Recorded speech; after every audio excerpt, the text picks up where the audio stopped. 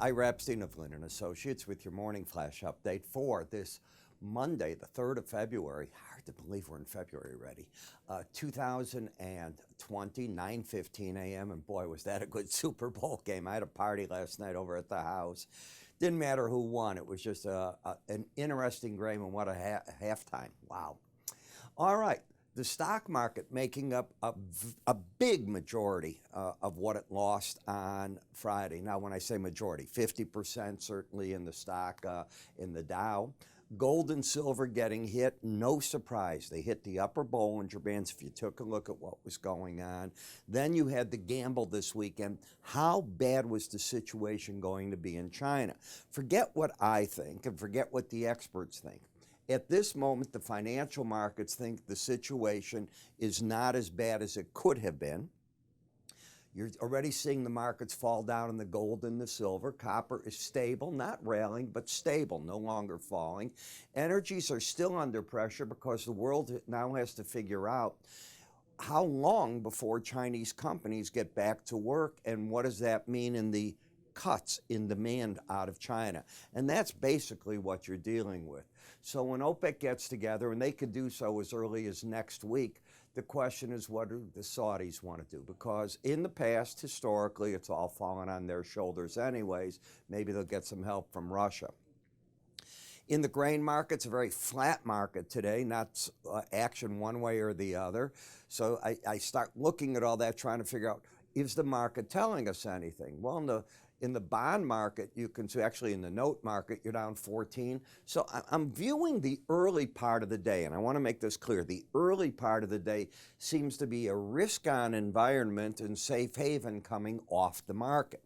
Now, if we take a look at U.S. construction spending, it was down 0.2. That's way under what the market was looking for. It was looking for an increase of up 0.5.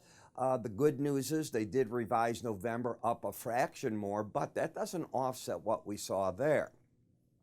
You then go to the manufacturing headline, and this is good. We're back into expansion at 50.9. Anything under 50 is considered contraction.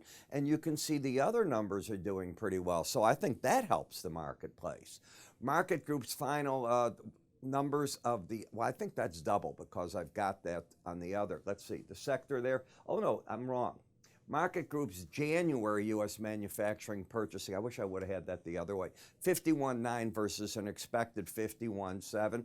China announced that it injected $173 billion into their economy. Now, that's important because the stock values there today lost almost $400 billion. So they're making sure there's liquidity if the banks will lend to each other, and we don't know. We've heard that some schools will not go back in until March already in different cities. Delta, I believe, as the airline said, it's not going to fly until April. Yet China's saying some factories may open tomorrow, and I've read that some of the chip factories are still fully operational. So you're getting a very mixed bag out of that. The port city of Wenzhou, I believe it's pronounced, 9 million people into full. And they've taken them down into a full quarantine. I think you designate one family member and they go out every 2 days to get something, food and the like. 370 dead, 17,400 known. Now, I saw TV shows early this morning. And remember, I get up 4:30, so it's before you probably see this. I saw some doctors say it's a pandemic, that much worse is coming. And I've seen others say, no, we could be getting near a crest. I don't know what's true. I'm certainly not a doctor. Consumer, transportation, financial stocks in China dropped the limit 10%. China's accusing the U.S. of whipping up panic over the coronavirus. Economists on Friday, well, they're saying, and this to me is important, their expectations for first quarter Chinese growth are going to be taken down by a percentage point or so. That makes sense. Goldman Sachs, though, comes back and talks about the U.S., while the output's going to drop in the first quarter because of all this, that it comes back by full year growth. And, you know, you keep going with all that and trying to figure out just where you're going to be. Difficult day, yes.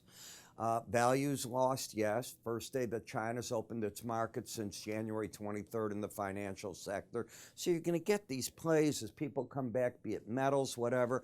And then as the day goes on, the money flows. Well, they'll change a bit on you. So use a lot of caution today, because it's certainly not for those of you that think you can get into this and not see some big swings one way or the other.